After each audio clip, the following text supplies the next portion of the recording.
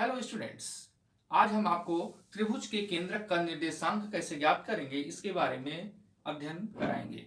तो सबसे पहले हम ये जान लें कि आखिर त्रिभुज का केंद्रक होता क्या है।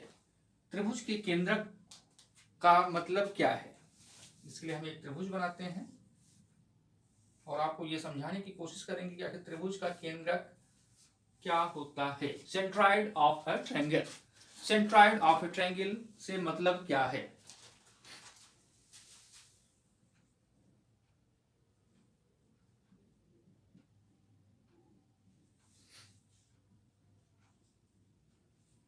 x2 y2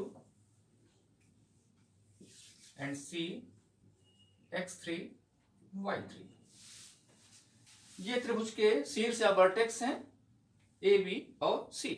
तो केंद्रक क्या होता है, सेंट्रॉइड क्या होता है, किसी ट्रायंगल का सेंट्रॉइड क्या है। किसी त्रिभुज या ट्रायंगल के शीर्ष या वर्टेक्स से उसके विपरीत रेखा पर जो लंब डाला जाता है या जो परपेंडिकुलर लाइन होती है वो इस लाइन को टू इक्वल पार्ट्स में या दो बराबर भागों में विभाजित करती है। ये जो विभाजित करने वाली रेखा होती है इसको हम मीडियन या माध्यिका कहते हैं। इसको हम क्या कहते हैं, माध्यिका या मीडियन।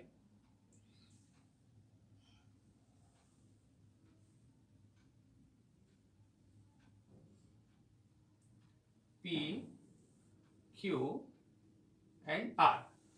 त्रिभुज के तीनों माध्यिकाएं एक दूसरे को जिस बिंदु पर काटती हैं या जिस पॉइंट पर इंटरसेक्ट करती हैं वो पॉइंट इस त्रिभुज का सेंट्रॉइड या केंद्रक कहलाता है।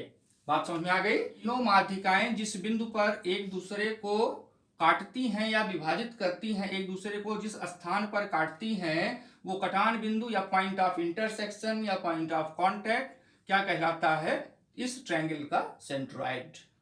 तो आप समझ गए होंगे कि सेंट्रॉइड क्या है। अब हमको जो पढ़ना है कि इस सेंट्रॉइड के कोऑर्डिनेट्स क्या होंगे। तो हम अगला जो टॉपिक है वो हम आपको बताएंगे कि केंद्रक का निर्देशांक कैसे ज्ञात करेंगे।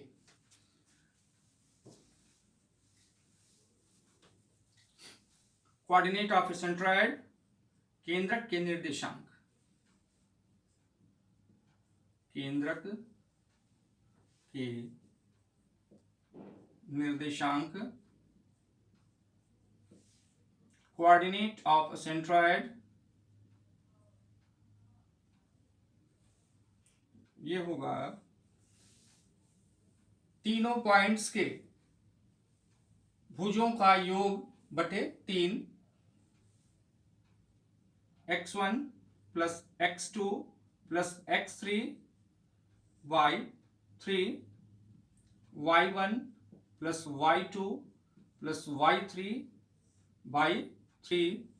ये 3 क्यों आया है, क्योंकि जो किसी त्रिभुज का जो केंद्रक होता है वो उनकी माध्यिका को 2:1 रेशियो में डिवाइड करता है।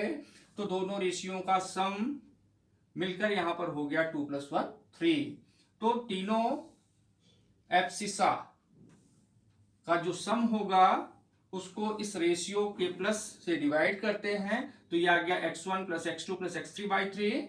इसी तरीके से ऑर्डिनेट का सम बाई 3। ये आपका निकल के आ गया किसी त्रिभुज के केंद्रक के निर्देशांक।